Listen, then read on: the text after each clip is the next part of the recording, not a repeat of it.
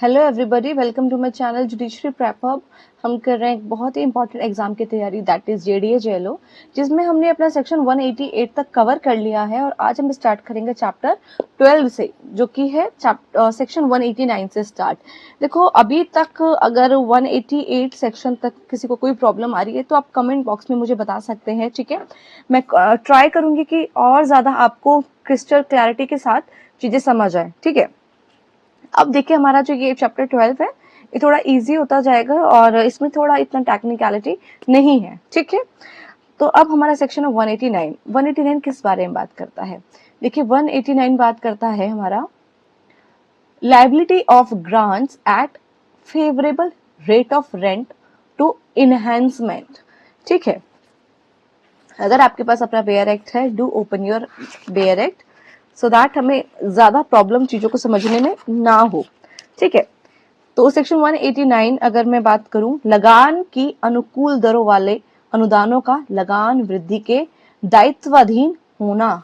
अब क्या हो रहा है, जो ग्रांट्स दिए गए थे, ठीक है, अब उनमें क्या है, फेवरेबल रेंट स्टार्टिंग में ले रहे थे, अब उनको इनहांस किया जा रहा है। तो बेसिकली सेक्शन 89 बहुत सिंपल बात करता है कि if land is given at a concessional rate, ठीक है, कंसेशन पर आपको अगर कोई लैंड मिली गई है, लैंड मिली है, इसका मतलब बहुत ही लो रेंट उस पर लिया जा रहा है। It can be enhance according to sanction rent rate under chapter 9, under chapter 9। इसका मतलब कि अगर आपको कोई लैंड जो है लो रेंट पर मिली थी, लेकिन अब उसको इस रेंट रेट जो कि सेक्शन 9 में है उसके अकॉर्डिंग क्या है, इनहांस किया जा सकता है, बढ़ाया जा सकता है। And after enhancement grantee becomes a खातेदार टेनेंट। और जब इनहांसमेंट हो गया तो अब वो ग्रांटी क्या बन जाएगा, वो एक खातेदार टेनेंट हो गया, ठीक है, क्योंकि अब वो रेंट उतना पे कर रहा है जितना सब लोग पे कर रहे हैं। सॉरी, ठीक है। After enhancement the grantee becomes a खातेदार tenant.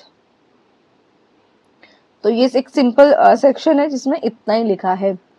What happens when rent of favourable grant is enhanced, ठीक है। अनुकूल दर पर दी गई भूमि का किराया बढ़ने पर क्या होता है, क्या होता है कि वो पर्सन अब कौन बन जाता है, वो खातेदार टेनेंट बन जाता है। अब वो ग्रांटी खातेदार टेनेंट बन जाता है। मैं आपको एग्जांपल देती हूँ। जैसे कोई लैंड थी, उसको जब उस लैंड को किसी पर्सन को दिया गया तो ऐसा ग्रांट दिया गया, ठीक है। ग्रांट का मतलब होता है, जैसे हमने पढ़ा था कि जब विलेज का कोई गार्ड है, ठीक है, वो विलेज की क्या करता है, चौकीदारी करता है, तो फिर उसको एक लैंड दे दी गई, ठीक है, और मतलब ग्रांट में अनुदान के तौर पर उसको लैंड दी गई और वो उतना रेंट पे नहीं करता है जितना कि और लोग लैंड का करते हैं, उसको बहुत ही नॉमिनल जो है रेंट देना पड़ता है। तो उस टाइम पे वो कौन हुआ, वो ग्रांटी हो गया। जो ग्रांट दे रहा है वो ग्रांटर हो गया, जो ग्रांट ले रहा है वो ग्रांटी हो गया। अब आपने क्या किया, उस जो लैंड पर वो रेंट दे रहा था उसको बढ़ा दिया और उतना कर दिया जो चैप्टर 9 के तहत है, तो फिर वो गारंटी थोड़ी ना रहे, फिर वो कौन बन जाएगा, फिर वो खातेदार टेनेंट बन जाएगा। और ये क्वेश्चन बहुत इंपॉर्टेंट है कि वो बन जाएगा, जैसे ही रेंट आपने उसका इनहांस कर दिया वो खातेदार टेनेंट बन जाएगा। फिर सेक्शन 189A वो बात करता है devolution and transfer of interest of grantee at favorable rate and other rights। लगान की अनुकूल दरों वाले लगान की अनुकूल दरों वाले प्राप्तिकर्ता के हितों और अन्य अधिकारों का न्यायगमन और अंतरण, ठीक है। अगर आपके पास बेयर एक्ट है तो आप एक बार बेयर एक्ट में जिस लैंग्वेज में लिखा है उसको बाद में क्रॉस चेक कर लिया करो। कभी कभी क्या होता है कि मैं हेडिंग को थोड़ा अलग चेंज करके इजी फॉर्मेट में लिख देती हूँ, तो स्टूडेंट्स को ऐसा ना लगे कि मैंने कुछ और ही पढ़ा दिया है। एक्चुअली क्या है, जैसे कि सेक्शन 189 है, मैंने सिंपल लिख दिया डिवॉल्यूशन एंड ट्रांसफर ऑफ इंटरेस्ट, ठीक है। तो इसका मतलब ये नहीं है कि मैंने कुछ और लिख दिया है, बेसिकली मैं जस्ट लिख देती हूँ, ठीक है। तो इसमें क्या हो रहा है, इस सेक्शन ही बता रहा है कि interest of grantee is heritable and transferable like a खातेदार टेनेंट।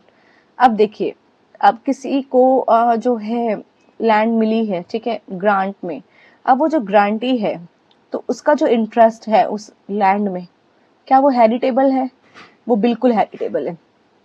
क्या उसको ट्रांसफर किया जा सकता है, तो वो ट्रांसफरेबल है लाइक खातेदार टेनेंट। और मैंने आपको बताया था ना, जो खातेदार टेनेंट होता है उसके पास बहुत स्ट्रॉन्ग राइट्स होते हैं, ठीक है।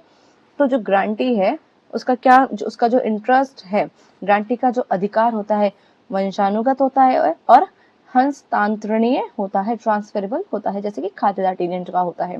उसके बाद है he has rights regarding improvement and trees, उसे सुधार और पेड़ों के संबंध में भी अधिकार प्राप्त होते हैं। तो नेचर कैसा है इंटरेस्ट ऑफ ग्रांटी का, वो है हेरिटेबल एंड ट्रांसफरेबल। ये बात आपको याद रखनी है, ठीक है। या इसमें से क्वेश्चन बन सकता है कि जो ग्रांटी होता है उसका इंटरेस्ट जो होता है वो ट्रांसफरेबल होता है, ठीक है। और क्या होता है, हेरिटेबल। सबसेक्शन 1 में हेरिटेबल की बात की गई और सबसेक्शन 2 में ट्रांसफरेबल की बात की गई है। 189 बी बात करता है extension of interest of grantee at favourable rate. फिर क्या क्या है, लगान की अनुकूल दरों वाले प्राप्तिकर्ता के हित का निर्वापन। अब इस केस में बताया गया है इस सेक्शन में, interest is extinguished when events under section 63 occur और व्हेन रेंट इज एनहेंस्ड, ठीक है। अब जब अधिकार समाप्त हो जाता है, जब धारा 63 की घटनाएं घटित होती हैं, किराया बढ़ा दिया जाता है। तो अभी हमने पढ़ा था कि जो ग्रांटी है, ठीक है, जिसको जो लैंड है वो ग्रांट में मिली है, उसकी जो लैंड है ग्रांटी की, वो उसमें जो उसका इंटरेस्ट है वो हेरिटेबल भी है और उसको ट्रांसफर भी किया जा सकता है। लेकिन बात की गई इस सेक्शन में कि कब उसके ये अधिकार समाप्त हो जाते हैं, तो उसके ये अधिकार तब समाप्त हो जाते हैं जब वो अब लो जो रेंट दे रहा था अब उसको बढ़ाकर इनहेंस कर दिया है, तो अब वो ग्रांटी तो रहा ही नहीं, और ग्रांटी नहीं रहा तो क्या हुआ, उसके अधिकार समाप्त हो गए।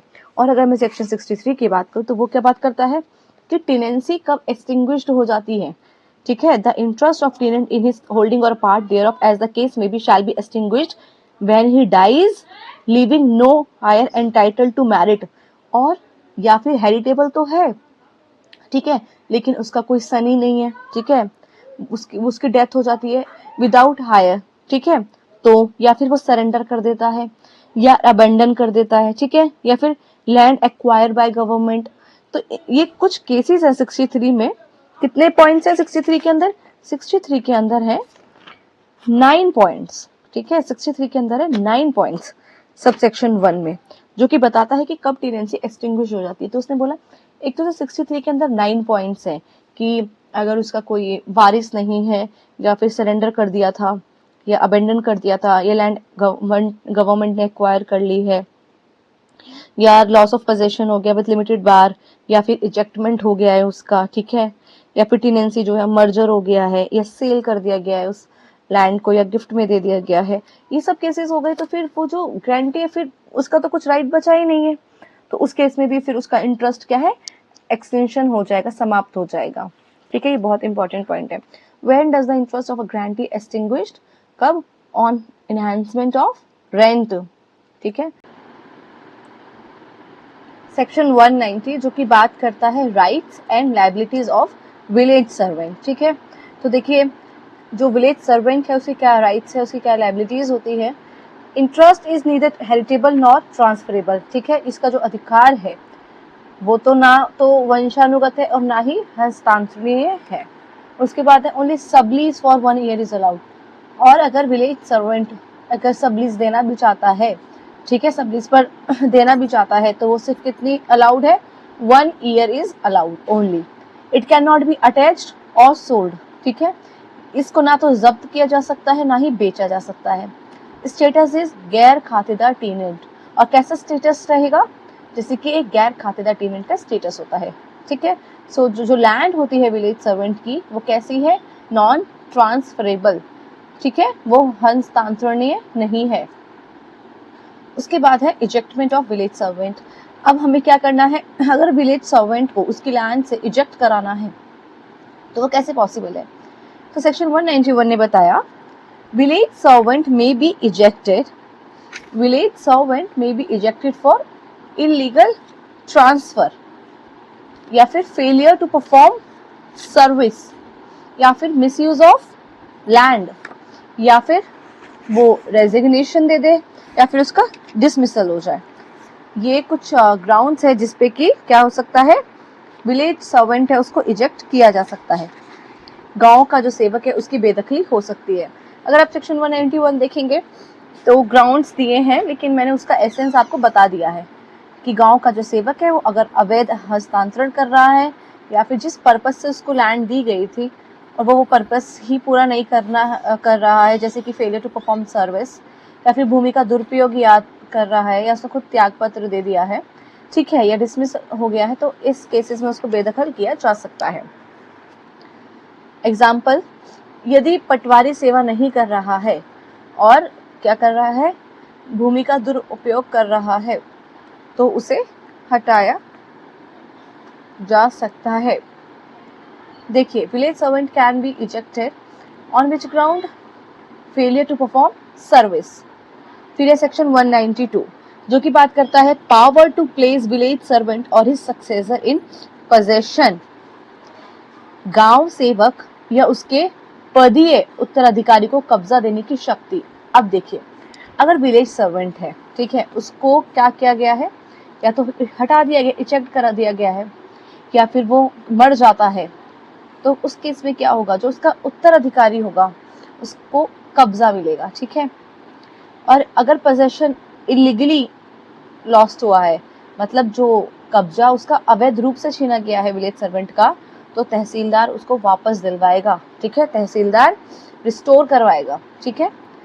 तो who restore possession to the successor, कौन रिस्टोर कराता है, सक्सेसर को पोजेशन कौन दिलवा रहा है, तो तहसीलदार। फिर section 193 disposal of land when service are no longer required, ठीक है। अब इसमें किस बारे में बात की गई है, सेवाएं अपेक्षित ना होने पर भूमि का निपटारा। The collector declares that the service of a village servant are no longer required, ठीक है। अगर कलेक्टर ये घोषित कर दे कि जो गांव का सेवक है, अब जो वो सेवाएं दे रहा है उसकी आवश्यकता नहीं है, ठीक है, अब उसके इसमें क्या होगा, विलेज सर्वेंट बिकम अ खातेदार टेनेंट ऑफ द लैंड।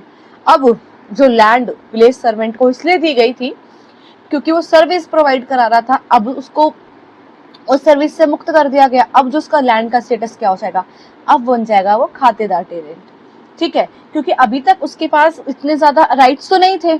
जब उसके पास जो लैंड थी, जब वो विलेज सर्वेंट था, उसको जो लैंड मिली हुई थी, अभी हमने देखा ना कि वो हेरिटेबल नहीं थी और नॉन ट्रांसफरेबल थी। अब क्या हो गया, अब तो खातेदार टेनेंट बन गया उस लैंड पर, क्योंकि अब वो विलेज सर्वेंट नहीं रहा, तो फिर अब खातेदार टेनेंट बन गया है, तो उसके पास अब ज्यादा राइट्स होंगे, ठीक है। Then such village servant becomes a खातेदार tenant of the land granted to him and he will be liable to pay rent accordingly. और अब तो उसको रेंट भी पे करना पड़ेगा, ठीक है। What happens when service of a village servant are no longer required? He becomes खातेदार tenant, ठीक है। फिर ये हमारा रिवीजन का पार्ट है, इसको हम जब रैपिड रिवीजन एक साथ करेंगे मैं तब कराऊंगी, ठीक है। So that's all for today. If you're liking my videos, do like, do comment, do share and do subscribe my channel. That's all for today. Bye bye, take care.